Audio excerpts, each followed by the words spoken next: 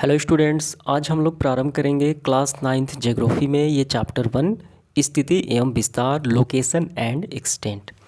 तो आपको काफ़ी ध्यान से समझना है प्रत्येक बिंदु को, ठीक है। और हम लोग काफ़ी अच्छे से समझेंगे। चलिए प्रारंभ करते हैं। हमारा देश भारत जो है विश्व की प्राचीनतम संस्कृतियों में से एक है।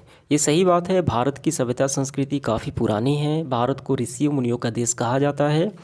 भारत की समृद्धि प्राकृतिक विविधता ने तो भारत में जो प्राकृतिक संसाधन है, प्राकृतिक विविधता है, नदियाँ, तालाब, पेड़ पौधे, उपजाऊ मिट्टी, इससे परिपूर्ण है, ठीक है। तो इन प्राकृतिक विविधता ने इसे अनेक संस्कृतियों विविधता से अलंकृत किया है।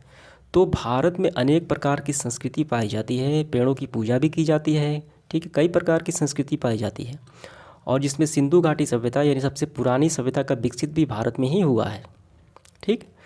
सिंधु घाटी की प्राचीन सभ्यता भारत में ही विकसित हुई। बिहार में स्थित वैशाली विश्व का पहला गणराज्य है। तो बिहार में स्थित वैशाली क्यों प्रसिद्ध है? ये काफ़ी महान बौद्ध स्थल भी है और महावीर का जन्म स्थल भी है। भगवान महावीर का ये जन्मभूमि भी है, ठीक है। अतः भारत का विश्व के इतिहास में महत्वपूर्ण योगदान रहा है। तो भारत का इतिहास में देखें, जब बिहार की बात की जाए, नालंदा विश्वविद्यालय हो, चाहे महात्मा बुद्ध की ज्ञान प्राप्ति हो, सारा कहाँ हुआ? भारत में हुआ और ये बिहार में हुआ, ठीक है। विश्व में भारत ही एक ऐसा देश है जिसके नाम पर क्या है? एक महासागर है। कौन सा? हिंद महासागर। ये आपको ध्यान देना है। और ये जो हिंद महासागर है ये दक्षिण एशिया में भारत की महत्वपूर्ण स्थिति को दर्शाता है। कहाँ है? ये दक्षिण एशिया में स्थित है और हिंद महासागर के शीर्ष पर स्थित है हमारा देश भारत। आइए इसको देख लेते हैं। तो यहाँ पे देखिए, ये क्या है? ये वर्ल्ड ग्लोब है।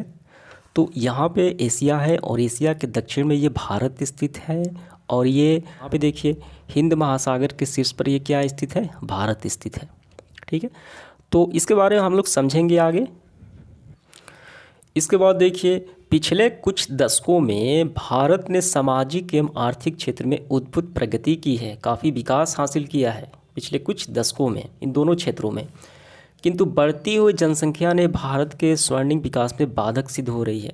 ये सही बात है। बढ़ता हुआ पॉपुलेशन, बढ़ता हुआ जनसंख्या किसी भी देश के विकास में बाधा सिद्ध होता ही है।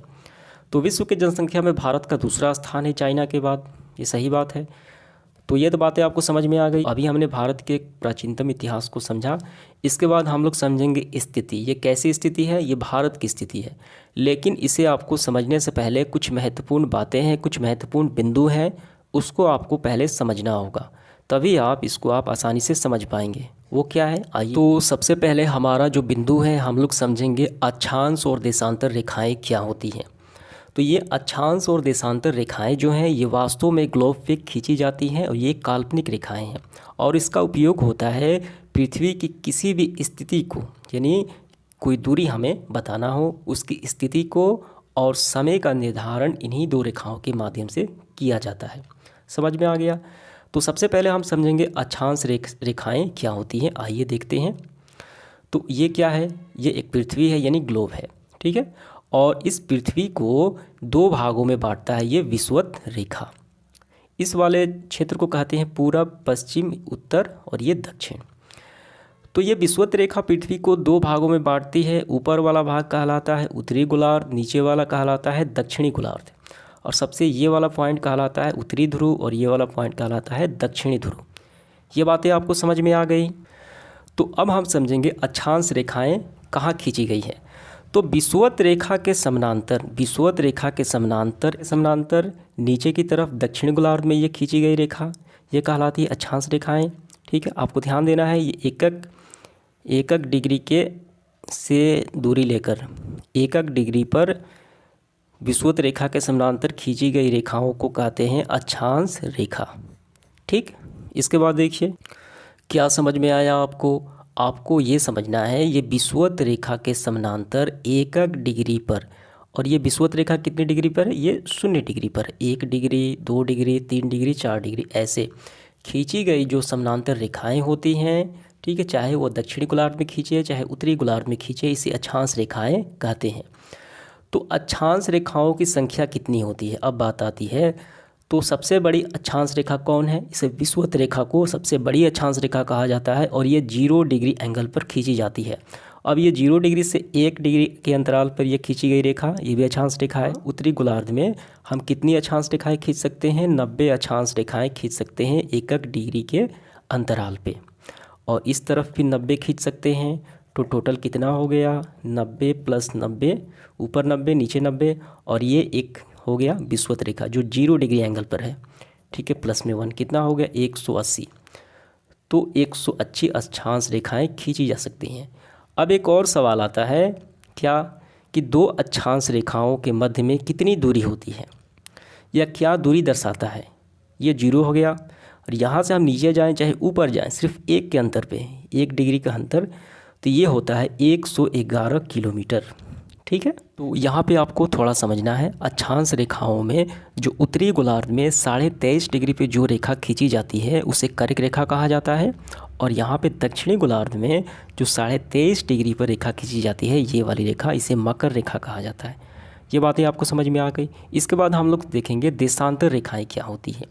ये पृथ्वी है यानी ग्लोब है, ठीक है, और पृथ्वी से यानी उत्तरी ध्रुव से दक्षिणी ध्रुव में जो मिलाने वाली ऐसी जो रेखाएं खींची जाती हैं, देखिए थोड़ा सा क्या है, ये थोड़ा सा टेढ़ा टाइप का है, ऐसे है, सीधा है नहीं। ऐसे जो रेखाएं खींची जाती हैं नॉर्थ पोल से साउथ पोल की मिलाने वाली रेखा, उसे कहा जाता है देशांतर रेखाएं। और ये जो देशांतर रेखाएं हैं वो 1-1 डिग्री के अंतराल पर ये खींची गई है, ठीक है। तो ये कितनी देशांतर रेखाएं होती हैं? तो ये पूरा क्या है, एक गेंद है, तो कितना होता है एंगल? 360 का होता है, और ये एक एंगल पे यानी 1 डिग्री के अंतराल पे ये खींची गई हैं। टोटल कितनी हो गई? 360। तो प्रश्न पूछा जाता है अक्सर, कितनी देशांतर रेखाएं होती हैं? 360 देशांतर रेखाएं होती हैं, और एक देशांतर रेखाओं के मध्य 1 डिग्री का अंतर होता है, ठीक है। अब ये सवाल उठता है कि कौन से देशांतर रेखाओं को 0 अंश माना जाए। तो सबसे बीच वाले जो देशांतर रेखाएं हैं इसे 0 अंश माना गया है 0 डिग्री पर, और ये जो है ये मानक समय रेखा कहा जाता है जो, और ये जो है ये लंदन के ग्रीनविच से होकर गुजरता है, ठीक है। तो 0 डिग्री से जब हम पश्चिम की ओर जाएंगे तो इसे पश्चिमी देशांतर रेखाएं, ठीक है, कितनी संख्या? 180। 0 डिग्री से अगर पूर्वी क्षेत्र में जाएँ तो ये पूर्वी देशांतर कितनी संख्या? 180, 0 से 180, टोटल 360। ये बातें आपको समझ में आ गई। इसके बाद देखिए अब हम आगे समझेंगे, ठीक है। और ये जो रेखा है इसे क्या कहा जाता है? मध्याह्न रेखा, और ये 0 डिग्री अंश पर होती है। तो हमने अभी जो पढ़ा, आइए उसको समझ लेते हैं। ये क्या है पूरा? ये पूरा पृथ्वी है, यानी ये ग्लोब है, और ये क्या है देखिए, तो इसको बीचों बीच जो रेखा काटती है इसे भूमध्य रेखा कहा जाता है, यानी इसे विषुवत रेखा कहा जाता है। और इसके समानांतर ये जो रेखाएं खींची गई हैं इसे हमने अभी पढ़ा, इसे अक्षांश रेखाएं कहते हैं, ठीक है। ये कौन सा भाग है? इसे कहा जाता है दक्षिणी गोलार्ध, और ये भूमध्य रेखा के ऊपर कहा जाता है उत्तरी गोलार्ध, और ये उत्तरी ध्रुव और ये दक्षिणी ध्रुव, अभी हमने पढ़ा। और इसके बाद देखिए ये क्या है, इस तरह से जो रेखाएं खींची जाती हैं उसे देशांतर रेखाएं कहते हैं, ये वाला। और ये बीच वाला क्या है? ये बीच वाला है मध्याह्न रेखा, ठीक है। इसे 2 भागों में बांटता है। तो इस वाले जो रेखाएं हैं इसे क्या कहा जाता है? उत्तरी ध्रुव, दक्षिणी ध्रुव, ठीक है, ये पूर्वी और ये पश्चिम। तो इस तरह की यहाँ से इस तरह की जो ये रेखाएं हैं देशांतर रेखाएं, इसे देशांतरीय विस्तार कहा जाता है, ठीक है। पश्चिम भाग है, और यहाँ से अंतर रेखाएं होती है यहाँ से, इसे कहा जाता है पूर्वी देशांतर। इतना बात आपको समझ में आ गया। इसके बाद हम लोग क्या देखेंगे? इसके बाद हम लोग देखेंगे भारत की स्थिति। तो भारत की स्थिति आप हमें देखना होता है यहाँ से, ठीक है। ये कौन सी रेखा है? ये रेखा है अक्षांश रेखाओं का, ये भूमध्य रेखा है। ये कौन सी रेखा है? ये भूमध्य रेखा है, सबसे बड़ी अक्षांश रेखा है 0 डिग्री एंगल से। तो यहाँ से भारत कहाँ है? यहाँ से भारत जो है ये उत्तरी अक्षांश में है, नीचे तो है नहीं, ऊपर ही है। देखिए यहाँ पे है एशिया, यहाँ पे भारत है, ऊपर है, यानी ये उत्तरी अक्षांश में है। अब हम यहाँ से देखेंगे इस सीधी वाली रेखा से भारत कहाँ है, तो ये कहाँ, तो यहाँ पे देखिए ये हो गया पश्चिमी देशांतर। ऐसे भारत कहाँ है? भारत तो यहाँ है, तो भारत है पूर्वी देशांतर में, ठीक है। तो जब हम अब हम देखेंगे भारत की स्थिति। भारत की हम भूभाग से यहाँ तक और यहाँ से यहाँ तक उसको हम लोग देखेंगे। हम अक्षांशीय विस्तार को देखेंगे तो भारत का अक्षांशीय विस्तार जो है वो उत्तरी गोलार्ध में है, क्योंकि ये भारत जो है पूरा उत्तरी गोलार्ध में स्थित है। ठीक है, तो भारत की स्थिति क्या हो गई? तो भारत की स्थिति हो गई उत्तर पूर्व। क्या हो गई? उत्तर पूर्व। इसके बाद हम लोग देखेंगे इस पूरी दुनिया में कितने महाद्वीप हैं। तो टोटल 7 महाद्वीप हैं। पहला है एशिया, अफ्रीका, यूरोप 3 हो गया, उत्तर अमेरिका, दक्षिण अमेरिका 3 तो 5 हो गया, अंटार्कटिका 6, ऑस्ट्रेलिया 7 हो गया। भारत की स्थिति कहाँ है? भारत एशिया महाद्वीप में स्थित है और सबसे दक्षिणतम भाग में स्थित है। और ये तीनों ओर से समुद्र से घिरा हुआ है, हिंद महासागर, अरब सागर और ये बंगाल की खाड़ी, और यहाँ पे प्रशांत महासागर। पूर्वी स्थिति हो गई देशांतरीय विस्तार। तो यहाँ पे आप समझिए स्थिति, भारत एक विशालतम देश है। इसका मुख्य भूभाग यानी इसका जहाँ से भारत आरंभ होता है मुख्य भाग 8 डिग्री 4 मिनट उत्तर से 37 डिग्री से 6 मिनट उत्तर अक्षांश में। तो अक्षांश जो है वो दोनों उत्तर कहे जाएंगे, क्योंकि ये दोनों अक्षांश क्या है? उत्तरी गोलार्ध में स्थित है। ठीक है, 68 डिग्री 7 मिनट पूर्व से 97 डिग्री 25 मिनट पूर्व देशांतर तक फैला है। आइए इसको देख लेते हैं। ये स्थिति की बात की गई है। ठीक है, ये वाला ये यहाँ पे, तो इसको हम लोग यहाँ पे देखेंगे। तो यहाँ पे आप समझिए ये क्या है?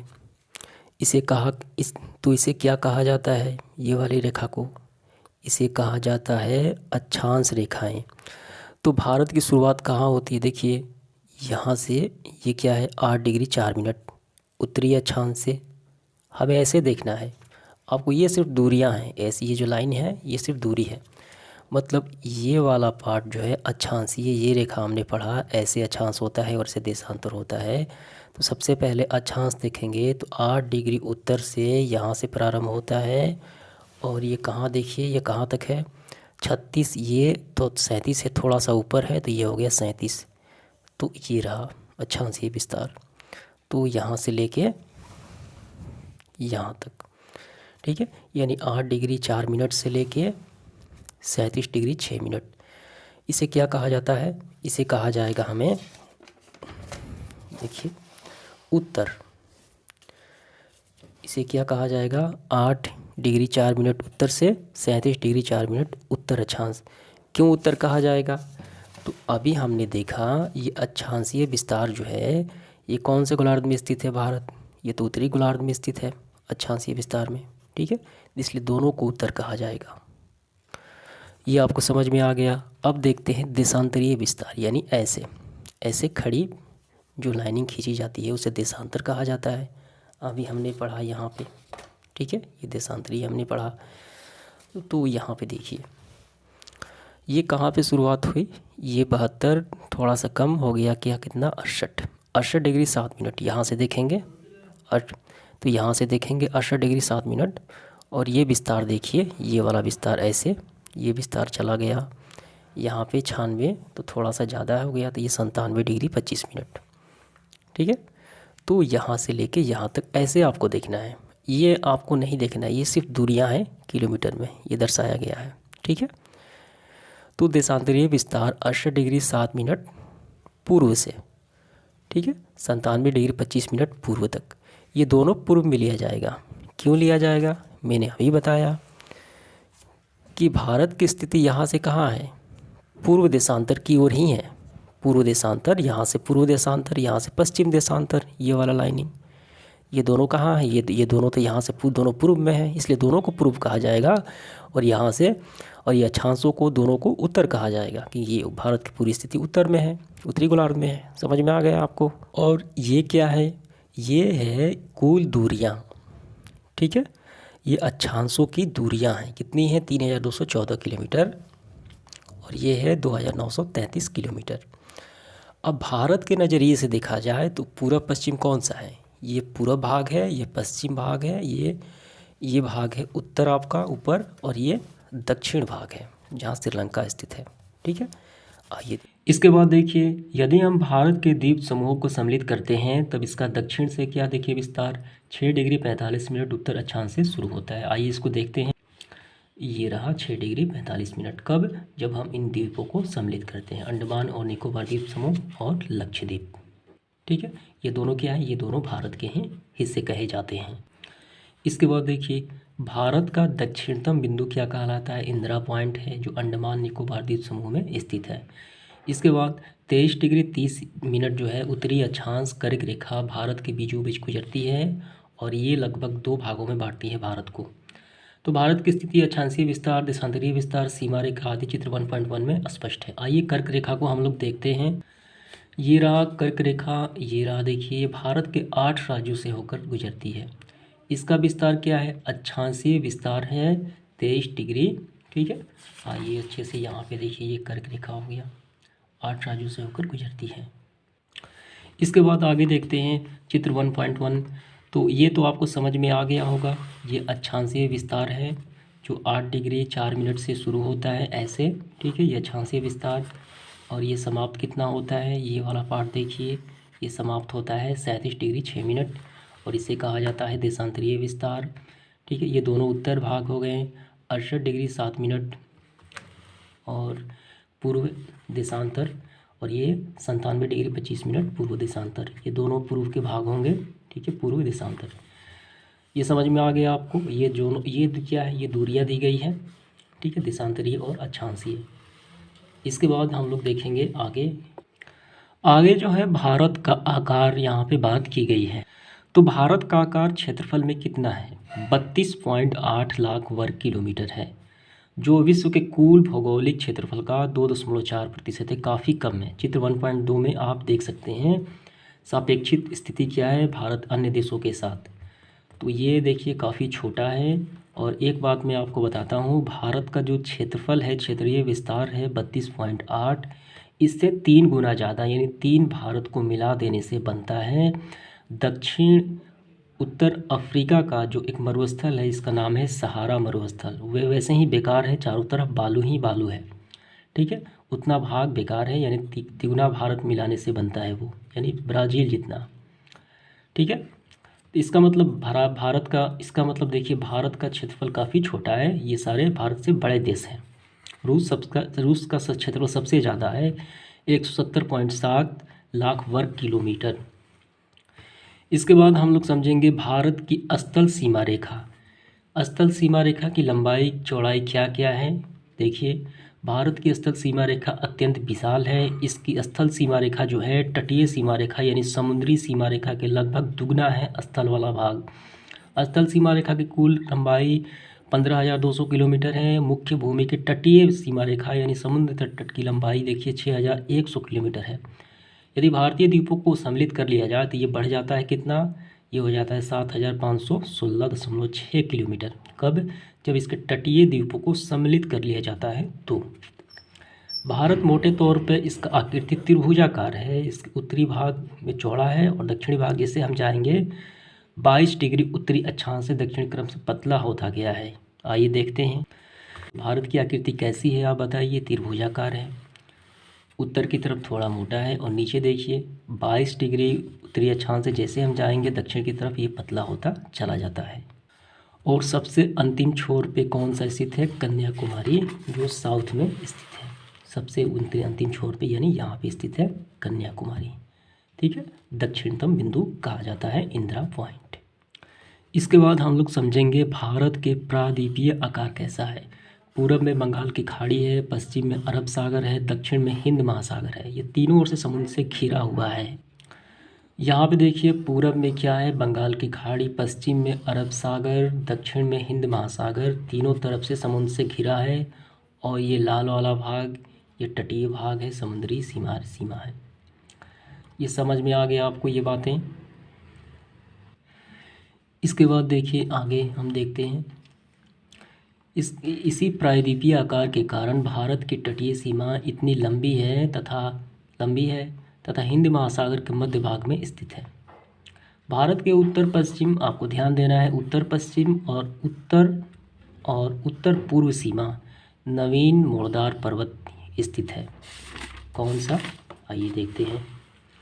ये हो गया उत्तर, ये उत्तर पूर्व और ये उत्तर पश्चिम। ठीक है, ये वाले क्षेत्र। और ये उत्तर में भी है, उत्तर में नेपाल, ये सब चाइना, ये सब क्या है, ये सारे पर्वत वाले भाग कहे जाते हैं। नेपाल में कौन सा स्थित है, हिमालय स्थित है, हिमालय की चोटियाँ स्थित है। अब इसके बाद हम लोग समझेंगे अक्षांशीय और देशांतरीय विस्तार से क्या प्रभाव पड़ते हैं। तो भारत का अक्षांशीय और देशांतरीय विस्तार दोनों लगभग यानी कितना है, 30 अंश है, 30 डिग्री है, लगभग बराबर है। कैसे, यहाँ पे देखिए 97 में से अगर 68 घटा दे तो लगभग 30 के करीब आ जाएगा। 37 में से अगर 8 को घटा दे तो ये लगभग 30 के करीब आ जाएगा। तो 30 ही लिया जाता है, 30 लगभग 30 के बराबर है। इसके बाद क्या है देखिए, लेकिन दोनों की वास्तविक दूरी समान नहीं है, अलग अलग है। आपने देखा है किलोमीटर में अलग अलग दिया गया है। इसका कारण यह है कि पृथ्वी पर अंतर अक्षांशीय दूरी समान रहती है, किंतु अंतर देशांतरीय दूरी जैसे जैसे ध्रुव की ओर जाते हैं तो वो कम होती जाती है। इसका कारण यही है। भारत के अरुणाचल प्रदेश और कच्छ के बीच स्थित 2 घंटे का अंतर होता है, यानी अरुणाचल प्रदेश में सूर्य 2 घंटा पहले उगता है, ठीक है, पहले, और कच्छ में अंधेरा रहता है और 2 घंटे बाद सूर्य होता है कहाँ, कच्छ में। ऐसा 30 डिग्री देशांतरीय विस्तार के कारण होता है। तो यहाँ पे कारण बताया गया है। पृथ्वी 24 घंटे में 360 डिग्री देशांतर घूमती है। 1 डिग्री देशांतर पार करने में 4 मिनट समय लगता है। तो सौराष्ट्र यानी पूरे राष्ट्र और अरुणाचल प्रदेश के बीच जो है वो 30 डिग्री देशांतर का अंतर है। जब हम अंतर देखेंगे, ये हो गया पूरब और ये हो गया पश्चिम। ये कौन सा क्षेत्र हो गया, अरुणाचल प्रदेश, और ये हो गया गुजरात। इन दोनों में कितना का अंतर है, 30 अंश का अंतर है। तो पहले सूर्योदय यहाँ पे होगा, बाद में यहाँ पे होता है। यानी 1 डिग्री पार करने में 4 मिनट लगता है, तो 30 डिग्री है तो कितना चलते हैं 12 यानी 120 मिनट इस समय अंतराल होता है, दोनों का अंतर होता है। तो हमने क्वेश्चन में इसको हल किए हैं काफ़ी अच्छे से। जब आप क्वेश्चंस को देखेंगे वहाँ पे आपको समझ में आ जाएगा। तो भारत की मानक देशांतर रेखा जो है 82 डिग्री 30 मिनट पूर्वी देशांतर है, जो इलाहाबाद के नैनी शहर से होकर गुजरती है। इसे मानक मध्यांक रेखा चुनते समय इस बात का ध्यान रखा जाता है, यहाँ पे आगे, कि वह देश के बीचों बीच गुजरती हो और 60 डिग्री 30 मिनट का गुणांक हो, ताकि पर जो समय का अंतर होता है एक देशांतर में 30 डिग्री का अंतर होना, फासला होना चाहिए। कितना देशांतर पे, 30 डिग्री 60 डिग्री 30 मिनट देशांतरीय अंतर पे इतना समय का अंतर होना चाहिए, ये बात का ध्यान रखा जाता है। तो कहाँ से गुजरती है देखते हैं, आइए, ये रहा।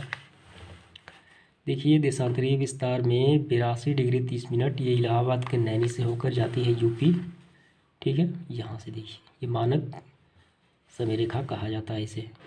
अब इसके बाद देखिए कर्क रेखा जो है 23.5 डिग्री उत्तरी अक्षांशीय देश राज्य झारखंड की राजधानी रांची तथा पड़ोसी देश बांग्लादेश से होकर गुजरती है। कर्क रेखा ये रहा, गुजरात, मध्य प्रदेश, झारखंड, रांची, पश्चिम बंगाल, ये होते हुए बांग्लादेश से होकर गुजरती है, ठीक है।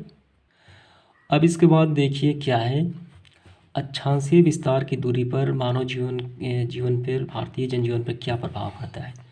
जम्मू कश्मीर देखिए राज्य जो है 37 डिग्री 6 अक्षांशीय रेखा, ठीक है, यानी उत्तरी किनारे से अक्षांशीय रेखा इसके उत्तरी किनारे से गुजरती है और ये विषुवत रेखा के काफ़ी दूर पर है। तो सूर्य की किरणें यहाँ अत्यंत तिरछी पड़ती है। परिणाम तो क्या होता है, यहाँ जाड़े के मौसम में अत्यधिक ठंड पड़ती है। कहाँ, जम्मू कश्मीर में। वहीं केरल में किसान लुंगी पहनकर नंगे बदन ये पहने रहते हैं। इसका कारण आपको समझ में आ गया। देखिए हम देखते हैं इसको, यहाँ पे हमने देखा है विषुवतीय रेखा। देखिए क्या है, ये विषुवतीय रेखा है यहाँ पे, ठीक है, या इसे मध्यांक रेखा कहा जाता है। जम्मू कश्मीर यहाँ है, ये काफ़ी दूरी पर है। और विषुवतीय रेखा का नज़दीक कौन सा है, ये वाला भाग है। ये कौन सा भाग है, ये साउथ क्षेत्र है, केरला यानी दक्षिण क्षेत्र है, कन्याकुमारी, केरल साउथ क्षेत्र है। और ये जम्मू कश्मीर सबसे ऊपर है, यहाँ पे ठंड पड़ती है और यहाँ पे गर्मी पड़ती है। समझ में आ गया। इसके बाद हमें देखना है भारत एवं विश्व। भारत और विश्व के साथ व्यापार मार्ग कैसे हैं, ठीक है, समुद्री मार्ग में कैसे व्यापार होता है वो हमें पढ़ना है। भारत अपनी प्रायद्वीपीय आकृति के कारण हिंद महासागर के शीर्ष पर स्थित है। पश्चिमी तट से यूरोपीय देश, दक्षिण पश्चिम एशिया एवं अफ्रीका तथा पूर्वी तट से एशियाई देशों तथा ऑस्ट्रेलिया के साथ भारत को संबंध स्थापित करने में सुविधा होती है, ठीक है। तो यहाँ पे देखिए, तो भारत के साथ हिंद महासागर में नज़दीक होने के कारण अफ्रीका, ऑस्ट्रेलिया, ठीक है, इन जो तमाम देश हैं, एशिया जितने भी देश हैं, व्यापार करने में काफ़ी सुविधा होती है। किसके कारण? हिंद महासागर की स्थिति होने के कारण। तो ये हिंद महासागर के शीर्ष पर स्थित है ये भारत।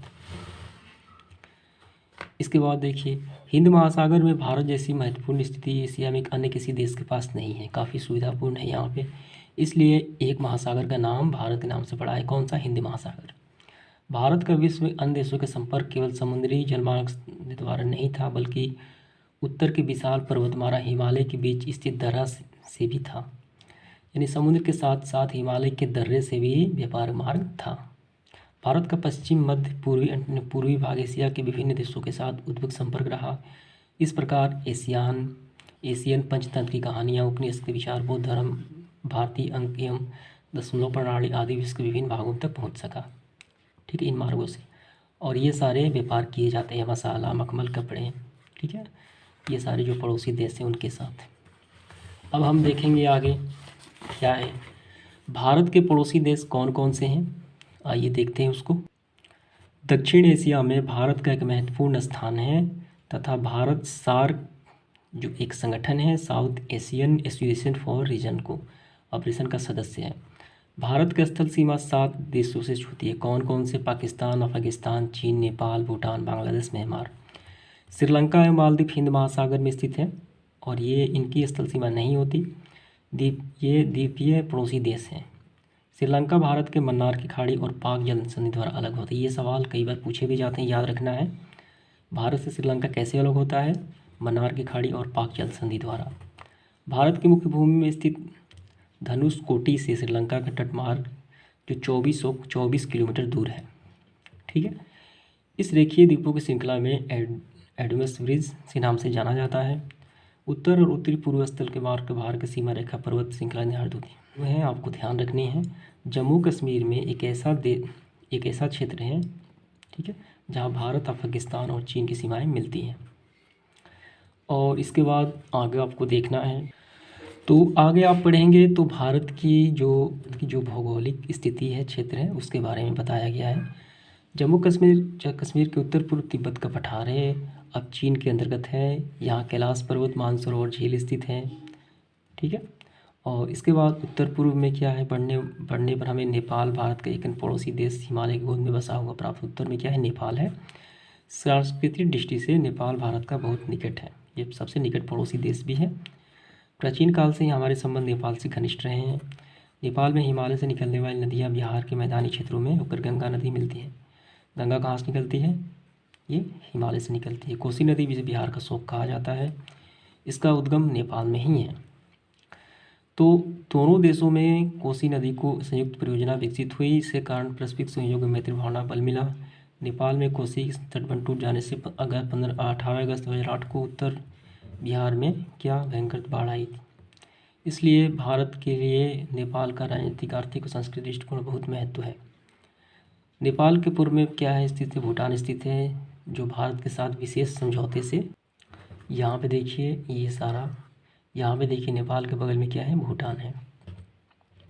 और ये सबसे पड़ोसी देश है हमारा नेपाल, जुड़ा हुआ है। बस तो आज भी भूटान की सुरक्षा विकास की जिम्मेदारी भारत की है। भूटान के पूर्व में भारत एवं चीन की सीमा रेखा हिमालय की श्रेणियों से गुजरती है और इस सीमा रेखा का क्या नाम है? मैकमोहन रेखा। किसकी सीमा रेखा? भारत और चीन की सीमा रेखा है। अरुणाचल प्रदेश के उत्तर पूर्व में भारत, चीन तथा म्यांमार तीनों देशों की सीमाएं एक बिंदु जाकर मिलती हैं। कहाँ पे? अरुणाचल प्रदेश के उत्तर पूर्व में। इसके बाद पूर्वांचल की पहाड़ियाँ, ये म्यांमार को भारत से अलग करती हैं। कौन? पूर्वांचल की पहाड़ियाँ। और ये पहाड़ियाँ कहाँ हैं? ये दक्षिण क्षेत्र में स्थित है, साउथ क्षेत्र में भारत के। दक्षिण में ये पहाड़ी म्यांमार को कानयूमा पर्वत से मिल जाती हैं। आगे चलकर ये बंगाल की खाड़ी में डूब जाती हैं तथा पुनः अंडमान निकोबार द्वीप समूह में प्रकट होती हैं। तो ये सारे भारत के भौगोलिक स्थिति क्षेत्र बताया गया है, आपको ध्यान रखना है, ये सारे याद कर लेना है। ठीक है, पश्चिम बंगाल में पूर्व से हमारा एक पड़ोसी देश है, कौन सा? बांग्लादेश स्थित है। इसी तरह पश्चिम में हमारा पड़ोसी देश पाकिस्तान स्थित है। भारत और पाकिस्तान के बीच स्थित सीमा रेखा रेड क्लिफ लाइन कहते हैं। ये सारे मुख्य बिंदु होंगे।